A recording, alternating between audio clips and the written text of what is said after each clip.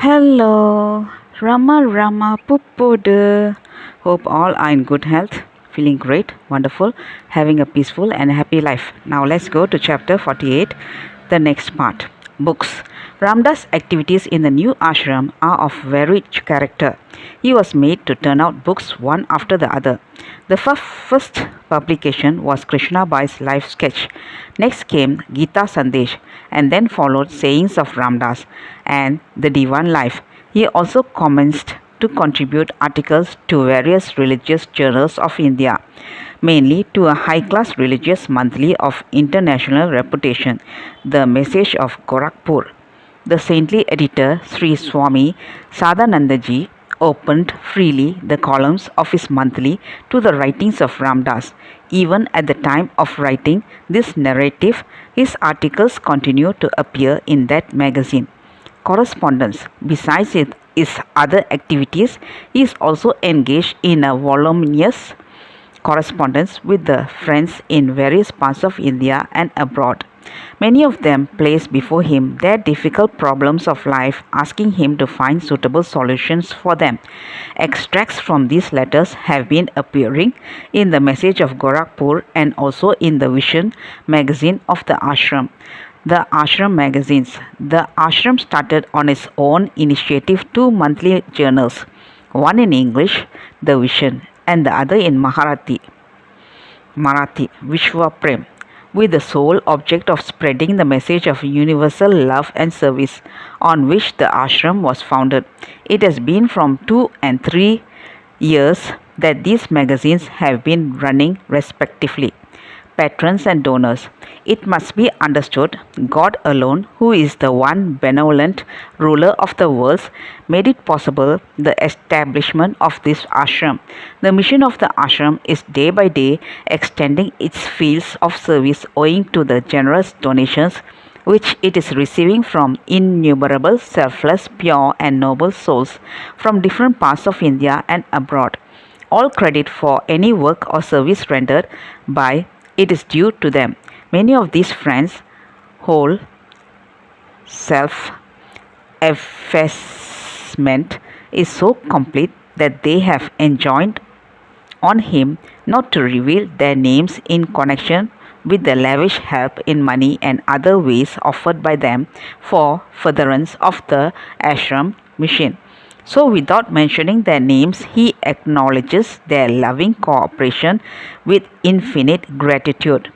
Relief to the poor. Periodically and also particularly during celebrations, distribution of foodstuffs to the poor is one of the important acts of ashram service. On such occasion, relief is rendered to thousands of people. From a year past, another delightful item of service is also added. That is, distribution of rice and soap to over 100 Harijan children on every Sunday. The ashram is open to all people, irrespective of caste, creed, color, or nationality. Willing and cheerful service on equal basis is offered to all of them. Visitors. The ashram has also the happy privilege of being blessed by the visits of noted saints and devotees of God. By their presence in it, they infuse into the inmates of it enthusiasm in the discharge of their humble duties.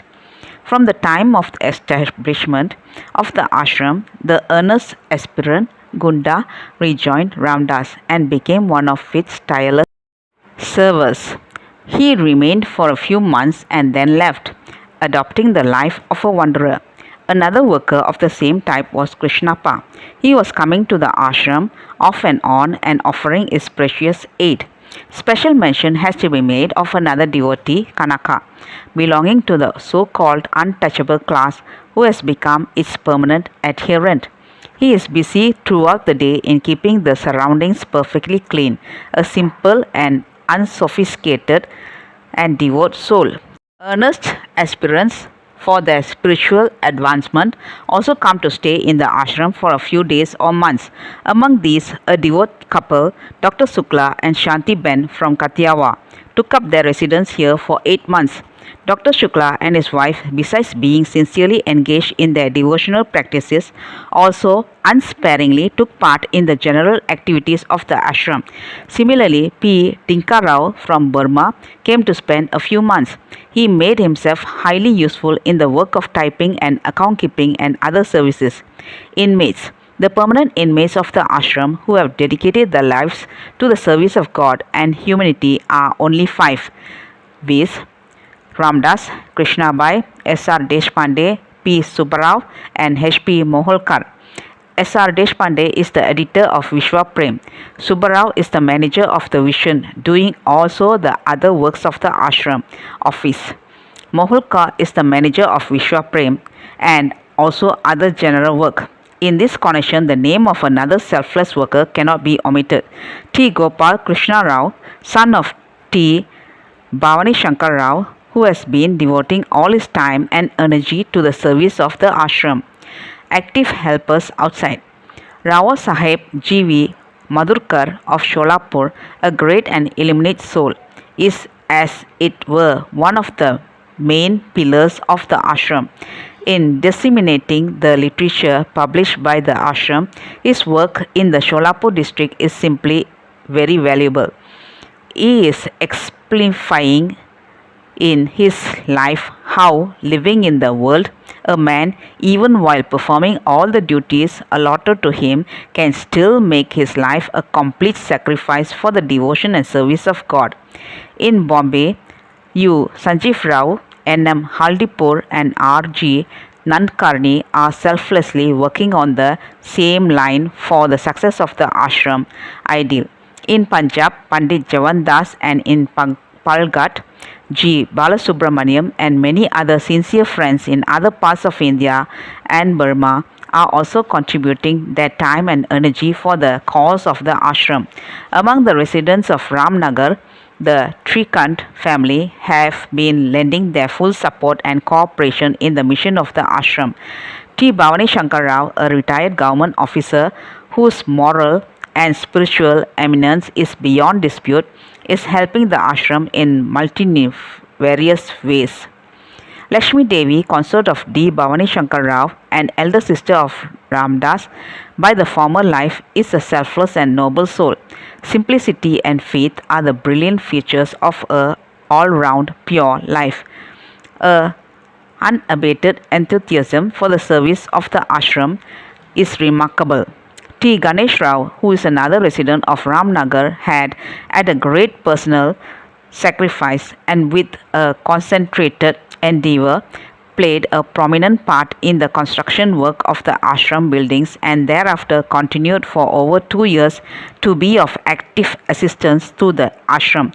Then again, Chandrasekhar Rao T.